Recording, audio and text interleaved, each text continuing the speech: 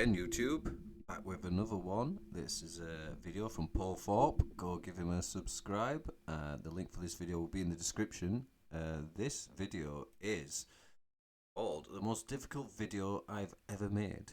I have no idea what it's talking about. Usually it's talking about British politics, even if it's from a more sort of working class angle rather than or sort of intellectual angle. But I'd still find his videos interesting enough, so we'll see what he's got to say. The most difficult video that I've ever had to make, certainly when it comes to my morals and ethics in life and my beliefs that children, everyone's children, no matter where they come from, are the most important thing in the world.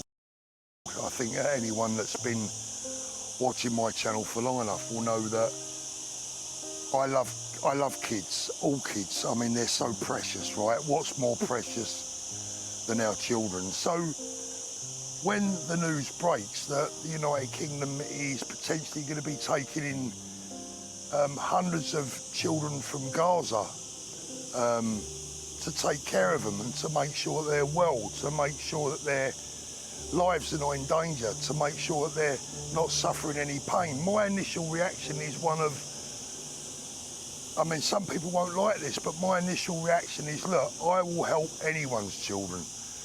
And let's be realistic for a moment. Let's just get down to the nitty-gritty for a moment. If you had any young child in front of you, anyone, from any race, religion, background, creed, colour, any child that's in pain or in danger that is in front of you, if you could help that child, would you do it?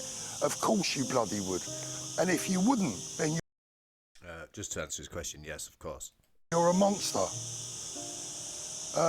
So when it comes... And I agree, yeah, like, children are essentially innocent, so no matter, even if it was like the 4-year-old child of a Hamas leader, they needed help, we should still help them because they're children. To helping children from Gaza, this is so at odds for me as a human being and as a man that respects life of all children. When I see the children of Gaza in pain or in hunger or whatever, whether you believe the footage that you're seeing or whether it's fake, whether it's just staged, it doesn't matter. I never enjoy seeing a child in pain. But here's where the moral predicament comes in, and why I'm afraid that I feel ashamed of myself and I'm deeply disturbed at having to say we must not take these children. And the reason that we must not take these children, and I can feel my heart hating me for saying this. I feel so uncomfortable saying this that you just wouldn't believe it. And I really do feel uncomfortable saying this. Southerners do take a long time to say something. I feel like us Northerners, we're straight to the point. But I feel Southerners dance around it. Come on, Paul, spit it out. God forbid, God forgive me for what I'm gonna say. The problem is that these children do not come alone. They come with families, parents, aunts, uncles. They come with adults that hate this country, that hate our way of life. Yeah, so he is correct. If the children were just on their own, essentially, helping them would seem to be easy enough if they were just orphans. But if they're coming with their family that actively hate us, then we must take the utilitarian perspective that we must do what's best for the British citizens. Our responsibility is to each other first, to our own children. If we help the Palestinian children and bring them here, and then their parents harm English children, we have done a morally bad act, in my opinion, anyway. That hate our children. Our children. And our children must come first. Their futures must come first. Now, the problem is, you see, is that the children of Gaza are not to blame. It's not their fault. They're babies. They're children. They don't know what's right and wrong. They only know what they're taught. So they are victims. These poor children are victims of the very people, the very adults, in many cases their own mothers and fathers, that put Kalashnikovs in the hands of 10-year-old boys and girls and tell them that everyone outside of their region is their enemy and they deserve to die. The real crime that's taking place in Gaza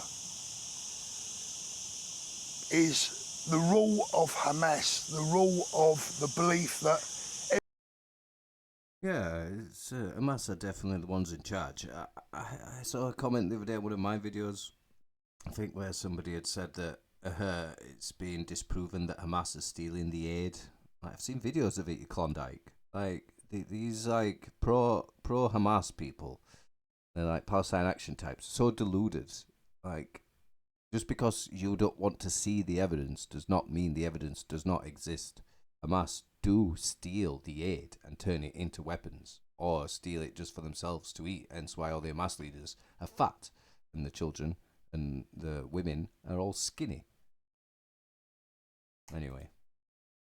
Every Jew in the world needs to be annihilated, and by the way, Christians come after that. These children are abused. Yeah, of course. Jews and Christians are both kafir. They have their own hatred term for us. From the moment they are born. Their minds and their brains are ruined from the moment they are born. Their minds are filled with hatred, and they are taught hatred from the moment they take their first breath. And the sad reality of it is, the mind-bending reality of it is, for me, unless I've got this wrong, if you think I've got it wrong, tell me. My mind is open, but tell me where you think I've got this wrong. The very children that we could bring over to the United Kingdom to treat and make healthy again are the very same children that will grow into adults that want to kill our children.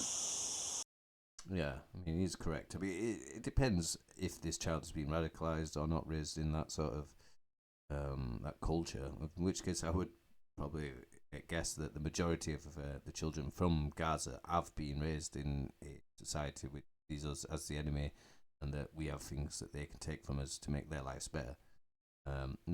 That's what I would presume that the children to be told in Gaza. So unless they came to us as like, a 2-year-old that didn't know their parents and don't know how they would have survived, then yeah, they're probably going to have some kooky beliefs. Maybe we need to help them at arm's length, but certainly we shouldn't want them in the country if they have been raised in such a hostile environment. How do you square that circle in your mind? How do you come to terms with that fact when you are just a good, honest human being that wants peace, love, safety and happiness and health for everyone's child right across the world? I mean, why aren't Egypt helping the children? Or Cyprus, Greece, Turkey, all these countries which are a lot closer? Why is it falling upon our shoulders? Just because Palestine was a British colony a long while ago, and then we couldn't negotiate the peace, so we left. Like, why? This is why I don't want to get drawn back into it in any shape or form. We left. We let them decide how to govern that area themselves, and the Jews and the Muslims fell out with each other. Like, their own problem. Not our problem. Like, when we were fighting the Falklands War, nobody helped us. That was the United Kingdom on our own. So I do feel sad for the children, and by all means, we should try to help children which are in unfortunate circumstances. At the same time, we have our obligation to our own children first, and if these children are going to harm us and our children when they come here, then they just can't be here, can they? It's not such a hard concept to grasp. So I'm not sure what answer Paul wants here with his video. I'm going to leave it here for now, though. I think I don't want to take up his entire video. I think he's having sort of a moral quandary himself. Doesn't know the answer, but I mean, my sort of short answer is like help from a distance, but we don't need to bring them here. They don't need to come here. Not at all. But yeah, I'll leave that there for now anyway. I'll see you in the next one, guys. Toodaloo.